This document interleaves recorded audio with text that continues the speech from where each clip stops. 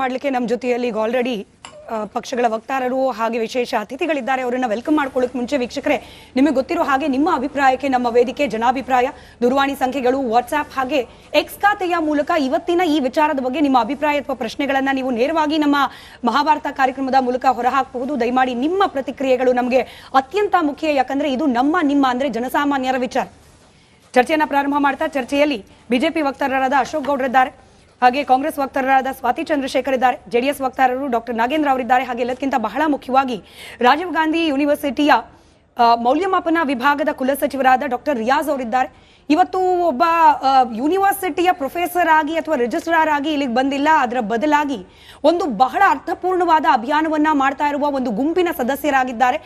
ವ್ಯಸನ ಮುಕ್ತ, ಡ್ರಗ್ ಮುಕ್ತ ಕ್ಯಾಂಪಸ್ಗಳನ್ನ ಮಾಡಬೇಕು, ಕೇವಲ ಕರ್ನಾಟಕ ಮಾತ್ರವಲ್ಲ ಇಡೀ ಭಾರತದಲ್ಲಿ ಅನ್ನೋ ಒಂದು ಅತ್ಯಂತ ಉತ್ತಮವಾದ ಹಾಗೆ ಈ ಕ್ಷಣಕ್ಕೆ ಬೇಕಾದ ಕ್ಯಾಂಪೇನ್ನ ಭಾಗವಾಗಿದ್ದಾರೆ. ಹಾಗಾಗಿ ಡಾಕ್ಟರ್ ರಿಯಾಜ್ ಅವರೇ, ವಿಶೇಷವಾಗಿ ಸ್ವಾಗತ ತಮಗೆ ಕಾರ್ಯಕ್ರಮಕ್ಕೆ. ಹಾಗೆ ಮೈಸೂರಿನ ಸಂಸದರಾದ ಯದುವೀರ್ ಅವರು ಕೂಡ ನಮ್ಮ ಜೊತೆಯಲ್ಲಿ ಕಾರ್ಯಕ್ರಮದಲ್ಲಿ ಜಾಯಿನ್ ಆಗಿದ್ದಾರೆ. ಸರ್ ನಮಸ್ಕಾರ. ಮೊದಲಿಗೆ ನಿಮ್ಮ ಪ್ರತಿಕ್ರಿಯೆ ತಗೊಂಡು ನಾನು ಉಳಿದ ಪ್ಯಾನಲಿಸ್ಟ್ಗಳಿಗೆ ಪ್ರಶ್ನೆ ಕೇಳ್ತೀನಿ.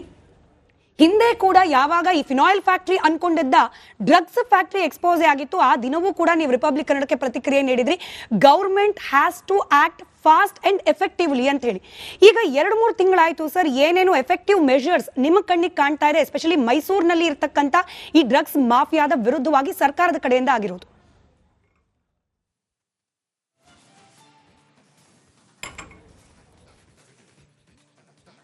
ಯದುವೀರ್ ಸರ್ ನಮಸ್ಕಾರ, ನಾನು ಧ್ವನಿ ತಲುಪ್ತಾ ಇದೆಯಾ? ರೈಟ್, ಆ ಸಂಪರ್ಕ ಸಾಧ್ಯವಾಗಿಲ್ಲ, ಅದನ್ನು ಮತ್ತೊಮ್ಮೆ ಕ್ವಿಕ್ ಆಗಿ ರೀಕನೆಕ್ಟ್ ಮಾಡ್ಕೊಳ್ಳೋಣ. ಸ್ವಾತಿ ಚಂದ್ರಶೇಖರ್ ಅವ್ರಿಗೆ ನಾನು ಪ್ರಶ್ನೆ ಕೇಳ್ತೀನಿ. ಸ್ವಾತಿ ಅವರೇ, ನಮ್ಮ ಕಲೀಗ್ಸ್ ಗ್ರೌಂಡ್ ರಿಪೋರ್ಟ್ ಮಾಡ್ಲಿಕ್ಕೆ ಹೋದಾಗ ಮೈಸೂರಿನ ನಾಗರಿಕರು, ಸಾಮಾನ್ಯರು, ಯಾವುದೇ ಪಕ್ಷದ ಟ್ಯಾಗ್ಲೈನ್ಸ್ ಇಲ್ಲದೆ ಇರೋರು ಹೇಳ್ತಾರೆ, ತುಂಬಾ ಹಿಂದೆ ಅಂದ್ರೆ ಒಂದು 10 ವರ್ಷದ ಹಿಂದೆ ಗಾಂಜಾ ಅಂದ್ರೆ ಏನು ಅಂತ ಮೈಸೂರಿನವರಿಗೆ ಗೊತ್ತಿತ್ತು, ನೋಡಿ ಮಾಡಿ ಅಭ್ಯಾಸ ಇರಲಿಲ್ಲ ಬಹುತೇಕರಿಗೆ. ಆದ್ರೆ ಇದೀಗ ಮೈಸೂರಿನಲ್ಲಿ ಒಂದು ಸೊಲ್ಯೂಷನ್ ಪಾರ್ಕ್ ಅಂತಾನೆ ಜಾಗ ಇದೆ. ಪೊಲೀಸ್ ಡಿಪಾರ್ಟ್ಮೆಂಟ್ ನ ಅಧಿಕಾರಿಗಳು ಕೂಡ ಸೊಲ್ಯೂಷನ್ ಪಾರ್ಕ್ ಅಂತಾನೆ ಅದಕ್ಕೆ ಕರೆಯಕ್ಕೆ ಶುರು ಮಾಡ್ತಿದ್ದಾರೆ. ಅಧಿಕೃತವಾಗಿ ನೇಮ್ ಬೋರ್ಡ್ ಒಂದು ಹಾಕೋದು ಬಾಕಿ ಇದೆ. ಅಂದ್ರೆ ಯಾವ ಮಟ್ಟಕ್ಕೆ ಮೈಸೂರಿನಲ್ಲಿ ಡ್ರಗ್ ಮಾಫಿಯಾ ಅನ್ನೋದು, ಡ್ರಗ್ ತಯಾರಿಕಾ ಘಟಕಗಳನ್ನೋದು ಹಾಸು ಹೋಗಿದೆ, ಆಕ್ಷನ್ ಮೋಡ್ ನಲ್ಲಿ ಸರ್ಕಾರ ಇದೆಯಾ ಅನ್ನೋದು ಪ್ರಶ್ನೆ. ರಿಪಬ್ಲಿಕ್ ಸಂಸ್ಥೆಗೆ ನಾನು ಮೊದಲು ಅಭಿನಂದನೆ ಸಲ್ಲಿಸ್ತೀನಿ ಈ ಒಂದು ವಿಚಾರವಾಗಿ ಚರ್ಚೆಯನ್ನು ನಡೆಸ್ತಾ ಇರೋದಕ್ಕೆ. ಯಾಕೆ ಅಂತಂದ್ರೆ ಈ ವಿಚಾರವಾಗಿ ವ್ಯಾಪಕವಾಗಿ ಜನರಲ್ಲಿ, ಅಂದ್ರೆ ಅಲ್ಲಲ್ಲಿ ಪಾಕೆಟ್ಸ್ ಅಲ್ಲಿ, ನಾನು ಇಡೀ ಕರ್ನಾಟಕದ ಬಗ್ಗೆ ಮಾತಾಡೋದಕ್ಕೆ ಹೋಗೋದಿಲ್ಲ, ಯಾಕೆ ಅಂತಂದ್ರೆ ಇಡೀ ಕರ್ನಾಟಕದಲ್ಲಿ ಡ್ರಗ್ ವ್ಯಸನಿಗಳು ಜಾಸ್ತಿ ಆಗ್ಬಿಟ್ಟಿದ್ದಾರೆ, ಎಲ್ಲ ಇನ್ಸ್ಟಿಟ್ಯೂಷನ್ಸ್ ಗಳಲ್ಲಿ ಡ್ರಗ್ ಪೆಡ್ಲರ್ಸ್ ಸೇರ್ಕೊಂಡ್ಬಿಟ್ಟಿದ್ದಾರೆ ಅನ್ನುವಂತಹ ಫೇಕ್ ನ್ಯೂಸ್ಗಳು ಇತ್ತೀಚೆಗೆ ಬಹಳಷ್ಟು ಬರೋದಕ್ಕೆ ಶುರುವಾಯಿತು. ಆದ್ರೆ ಇವತ್ತಿನ ದಿನ ಈ ಒಂದು ಪರ್ಟಿಕ್ಯುಲರ್ ಇಶ್ಯೂನ ತೆಗೆದುಕೊಂಡು ಮಾತಾಡ್ತಿದ್ದೀರಿ. ಸೊ ಇದರಿಂದ ಬಹಳ ಸ್ಪಷ್ಟವಾಗಿ ಕ್ಲಿಯರ್ ಆಗುತ್ತೆ ಕರ್ನಾಟಕದಾದ್ಯಂತ ಏನು ಫೇಕ್ ನ್ಯೂಸ್ ಹರಡ್ತಾ ಇತ್ತು, ಎಲ್ಲೆಲ್ಲೋ ಡ್ರಗ್ ಪೆಡ್ಲರ್ಸ್ಗಳು ಸೇರ್ಕೊಂಡ್ಬಿಟ್ಟಿದ್ದಾರೆ ಅಂತದ್ದು, ಅದು ಸುಳ್ಳು. ಸೊ ತಾವು ಗಮನಿಸಿರ್ಬೋದು, ಈಗಲೇ ಬಹುಶಃ ತಾವು ಬುಲೆಟಿನ್ ಅಲ್ಲಿ ಓದಿದ್ರೋ ಇಲ್ವೋ ನನಗೆ ಗೊತ್ತಿಲ್ಲ, 3 ಗಂಟೆಗಳ ಮುಂಚೆ ಮಂಗಳೂರಿನಲ್ಲಿ 45 ಲಕ್ಷದಷ್ಟು ಗಾಂಜಾ ಮತ್ತು ಇತರೆ ಡ್ರಗ್ಸ್ ಗಳನ್ನ ಈಗಾಗಲೇ ನಮ್ಮ ಪೊಲೀಸರು ಸೀಸ್ ಮಾಡಿದ್ದಾರೆ ಅನ್ನುವಂಥದ್ದು. ನಮ್ಮ ರಿಪೋರ್ಟ್ ನಲ್ಲಿ ತಾವು ತೋರಿಸ್ತಾ ಇದ್ರಿ ಕರ್ನಾಟಕದ ಪೊಲೀಸರು ಏನ್ ಮಾಡ್ತಾ ಇದ್ದಾರೆ ಅಂತ. ಕರ್ನಾಟಕದ ಪೊಲೀಸರು ಏನ್ ಮಾಡ್ತಾ ಇದ್ದಾರೆ ಅನ್ನೋದನ್ನ ನಾನು ಹೇಳ್ತೀನಿ. I am talking this respective of the government. Karnataka ಪೊಲೀಸರನ್ನ ರಾಜಕೀಯಕ್ಕೆ ದಯಮಾಡಿ ಲೇಪನಗೊಳಿಸೋದು ಬೇಡ. ಯಾಕೆ ಅಂತಂದ್ರೆ they are the best police in this country that this country has ever produced. So that is something which is very clear. So April 7ನೇ ತಾರೀಕು ಇತ್ತೀಚೆಗಷ್ಟೇ ತಾವು ನೋಡಿರ್ಬೋದು, ಒಂದು ಫೇಕ್ ಡ್ರಗ್ ವ್ಯಸನಿಯನ್ನ ಕರ್ಕೊಂಬಂದು ಆತ ಇಲ್ಲ ಹೊಸ ಒಂದು ಡ್ರಗ್ ಯಾರನ್ನೋ ಇಂಟ್ರೊಡ್ಯೂಸ್ ಮಾಡಿಬಿಟ್ಟಿದ್ದಾರೆ ಅಂತ ಹೇಳಿದಂಥದ್ದು, ಆತನನ್ನ ರಸ್ತೆಗಳಿಗೆ ಕರ್ಕೊಂಡು ಹೋಗಿ ವಿಡಿಯೋ ಮಾಡಿ ಆತ ಹೇಗೆ ರೀಲ್ಸ್ ಮಾಡಿ ಅದನ್ನ ಫೇಕ್ ವಿಡಿಯೋವನ್ನ ಮಾಡಿಸಿದ್ರು. ಸೊ ಅದೇ ತರದಲ್ಲಿ ಆತನಲ್ಲಿ ಮತ್ತೊಂದು ವಿಡಿಯೋವನ್ನ ಮಾಡಿಸಿ, ಇಲ್ಲ ನಾನು ಯಾವುದೋ ಶೋಕಿಗೋಸ್ಕರನೋ ಯಾವುದೋ ಮೋಜಿಗೋಸ್ಕರನೋ ಅಥವಾ ಯಾವುದೋ ಒಂದು ಚಾಲೆಂಜ್ ಇಂದ ಇದನ್ನ ಮಾಡ್ಬಿಟ್ಟೆ, ಹಾಗಾಗಿ ನನ್ನ ಕ್ಷಮಿಸಿ ಅಂತ ಹೇಳಿ ಆತನನ್ನ ಹುಡುಕಿ ಮಾಡಿರುವಂಥದ್ದು.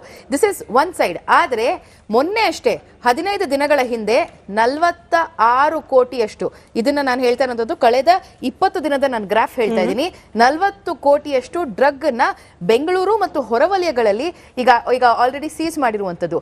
ಸಮಸ್ಯೆ ಇಲ್ವಾ? ಖಂಡಿತವಾಗ್ಲೂ ಇದೆ, ನಾನು ಇಲ್ಲ ಅಂತ ಹೇಳ್ತಾರೆ. ಯಾಕೆಂತಂದ್ರೆ ಎಸ್ಪೆಷಲಿ ನಮ್ಮ ಬಾರ್ಡರ್ ಏರಿಯಾಗಳಲ್ಲಿ ನಾನು ಮಾತಾಡೋದಾದ್ರೆ, ಮೈಸೂರು ಅಂತ ಮಾತಾಡಿದ ತಕ್ಷಣ ನಮಗೆ ಬಾರ್ಡರ್ ಆಗುವಂತಹ ತಮಿಳುನಾಡು ಆಗಿರಬಹುದು, ಮತ್ತೆ ಅಲ್ಲಿರುವಂತಹ ದಟ್ಟ ಅರಣ್ಯ ಪ್ರದೇಶಗಳಾಗಿರಬಹುದು, ಅಲ್ಲಿಂದ ಯಾವ್ಯಾವ ನುಸುಳುಕೋರರು ಹೇಗೆ ಬರ್ತಾರೆ ಅಂತ ಚೆಕ್ ಪೋಸ್ಟ್ ಅಲ್ಲಿ ಆಬ್ವಿಯಸ್ಲಿ ಬರೋದಕ್ಕೆ ಸಾಧ್ಯ ಇಲ್ಲ. ಸೊ ಅಲ್ಲಿನ ಅರಣ್ಯ ಪ್ರದೇಶಗಳಲ್ಲಿ ಬಂದಾಗ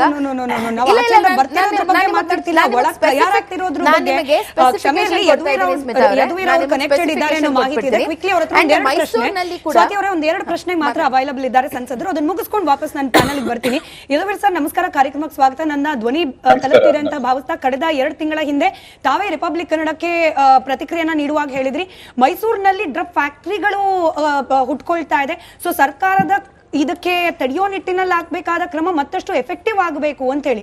2 ತಿಂಗಳಲ್ಲಿ ಏನಾಗಿದೆ ಸರ್ ಮೈಸೂರಿನಲ್ಲಿ? ಸರ್ಕಾರದ ಕ್ರಮಗಳು ಎಫೆಕ್ಟಿವ್ ಆಗಿದೆ ಅಂತ ಅನ್ನಿಸ್ತಿದ್ಯಾ ಅಂತ? ಕಳೆದ 2 ಅಧಿವೇಶನದಲ್ಲೂ ನಾನು 0 ಅವರ್ನಲ್ಲಿ ಈ ವಿಚಾರವನ್ನು ಎತ್ತಿದ್ದೆ.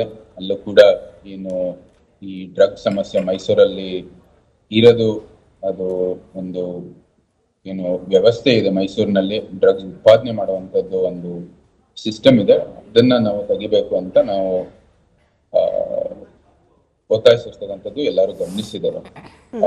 ಇದು ಒಂದ್ ಕಡೆ ನಮ್ಗೆ ಏನು ಪ್ರಶ್ನೆ ಬಂದಿದ್ದು ಏನಕ್ಕಂದ್ರೆ, ಮೊದಲನೇ ಒಂದು ಡ್ರಗ್ಸ್ ಘಟಕವನ್ನು ಪತ್ತೆ ಮಾಡಿದ್ದು ಮಹಾರಾಷ್ಟ್ರ ಪೊಲೀಸು, ಅದಾದ ನಂತರ ಬೆಂಗಳೂರಿನಲ್ಲಿ ದೆಹಲಿ ಪೊಲೀಸ್ ಬಂದು ಪತ್ತೆ ಮಾಡಿದ್ದು, ನಂತರ ಗುಜರಾತ್ ಪೊಲೀಸ್ ಮೈಸೂರಿನಲ್ಲಿ ಬಂದು ಪತ್ತೆ ಮಾಡಿದ್ದು, ಕೊನೆಯದಾಗಿ ಇಲ್ಲಿ ಒಂದ್ ರೀತಿ ನಮ್ಮ ಪೊಲೀಸ್ನವರು ಒಂದ್ ರೀತಿ ಮರ್ಯಾದೆ ಉಳಿಸ್ಕೊಂಡ್ರು. ಹುಣಸೂರಿನಲ್ಲಿ ಆ ಡ್ರಗ್ಸ್ ಘಟಕವನ್ನು ಅವರು ಅಥವಾ ಒಂದು ಡ್ರಗ್ಸ್ ವಸ್ತುಗಳನ್ನು ಅವ್ರಿಗೆ ಸಿಕ್ಕಿದ್ದು ಹುಣಸೂರಿನಲ್ಲಿ ನಮ್ಮ ಮೈಸೂರು ಪೊಲೀಸ್ ಅದನ್ನ ಪತ್ತೆ ಮಾಡಿರ್ತಕ್ಕಂಥದ್ದು ಎಲ್ಲ ಅಭಿನಂದನೆಗಳನ್ನು ಕೂಡ ಸಲ್ಲಿಸಿದೀವಿ.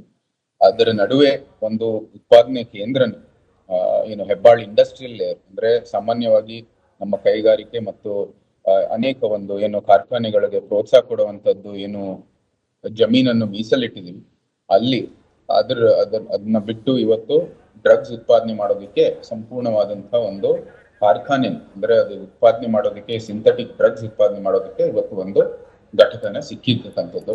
ಅದು NCB ಕೂಡ ಪ್ರೆಸ್ ರಿಪೋರ್ಟ್ ನೀವೆಲ್ಲರೂ ಗಮನಿಸಿದೀವಿ. ಇದು ನಿಜಕ್ಕೂ ನಾನೇನೇ ರಾಜಕೀಯ ಒಂದು ಲಾಭ ಅಥವಾ ರಾಜಕೀಯ ದೃಷ್ಟಿಯಿಂದ ನೋಡ್ತಾ ಇಲ್ಲ. ಇದು ಸಮಾಜಕ್ಕೆ ಅತ್ಯಂತ ಹಾನಿಕಾರಕವಾದಂತಹ ಒಂದು ಬೆಳವಣಿಗೆ. ಯಾಕಂದ್ರೆ ಸಾಮಾನ್ಯವಾಗಿ ಮೈಸೂರು ಇಡೀ ಕರ್ನಾಟಕನೇ ಯಾವತ್ತೂ ಸಹ ಒಂದು ಪ್ರಗತಿಪರ ರಾಜ್ಯ ಆಗಿ ಗುರುತಿಸ್ಕೊಂಡಿರೋದು. ಇಂಥ ಒಂದು ಬೆಳವಣಿಗೆಗಳು ಯಾವತ್ತೂ ಸಹ ನಾವು ನೋಡಿಲ್ಲ. ಇದು ಬರೀ ಕಳೆದ ಒಂದು ಏನು ಒಂದು ತಲೆಮಾರದಿಂದ ಇಂಥ ಒಂದು ಬೆಳವಣಿಗೆಯನ್ನು ನಾವು ಗಮನಿಸ್ತಾ ಇದೀವಿ. ಹೆಚ್ಚು ನಮ್ಮ ಏನು ಕಾಲೇಜ್ ಟೌನ್ಗಳಿದಾವೆ, ಯೂನಿವರ್ಸಿಟಿ ಟೌನ್ಗಳಿದಾವೆ, ಯೂನಿವರ್ಸಿಟಿ ಸೆಂಟರ್ಗಳಿದಾವೆ, ಅಲ್ಲಿ ಇದರ ಒಂದು ಹೆಚ್ಚು ಒಂದು ಡ್ರಗ್ಸ್ ಅನ್ನು ನೋಡ್ತಾ ಇದ್ದೀವಿ. ಸೊ ಇದನ್ನ ಬರೀ ನಾವು ಪತ್ತೆ ಮಾಡಿಕೊಂಡು ಆ ಡ್ರಗ್ಸ್ ಸೀಸ್ ಮಾಡೋದಲ್ಲ, ಇದು ಒಂದು ಸಿಸ್ಟಮಿಕ್ ಆಗಿ ಇರ್ತಕ್ಕಂಥದ್ದು ಒಂದು ವ್ಯವಸ್ಥೆ. ಅದು ಬೇರೆ ಸಮೇತ ನಮ್ಮ ಸಮಾಜದಿಂದ ಕಿತ್ತಾಕ್ಬೇಕಾಗಿರ್ತಕ್ಕಂಥದ್ದು ನಮ್ ಎಲ್ಲರ ಗುರಿ ಇರ್ಬೇಕಾಗಿದೆ. ಅದಕ್ಕೆ ಇರುವಂತದ್ದು ಅಂಡ್ ಇದು ಬಹಳ ಸ್ಪಷ್ಟವಾಗಿ ನಾನು ಬಹಳ ಗಂಭೀರವಾಗಿ ಆರೋಪ ಮಾಡ್ತಾ ಇರೋದು, ಇದು ಎಲ್ಲ ರೀತಿಯ ಒಂದು ಏನು ಅಧಿಕಾರಿಗಳಿರ್ಬೋದು, ರಾಜಕಾರಣಿಗಳಿರ್ಬೋದು, ಎಲ್ಲರೂ ಕೂಡ ಇದ್ರಲ್ಲಿ ಶಾಮೀಲ್ ಇರ್ತಕ್ಕಂಥದ್ದು ಬಹಳ ಸ್ಪಷ್ಟವಾಗಿ ಕಾಣ್ತಾ ಇದೆ. ಅದನ್ನ ಬೇರೆ ಸಮೇತ ನಾವು ತೆಗಿಬೇಕಂದ್ರೆ ಇದು ಎಲ್ಲಾನು ಕೂಡ ಒಂದು ತರವಾಗಿರ್ತಕ್ಕಂಥದ್ದು, ಬಹಳ ನಿಜವಾಗಿಯೂ ಕೂಡ ಒಂದು ಸಮಗ್ರ ತನಿಖೆ ಆಗ್ಬೇಕಾಗಿರ್ತಕ್ಕಂಥದ್ದು ಎಲ್ಲಕ್ಕಿಂತ ಅವಶ್ಯಕ. ನಿಜ ಸರ್.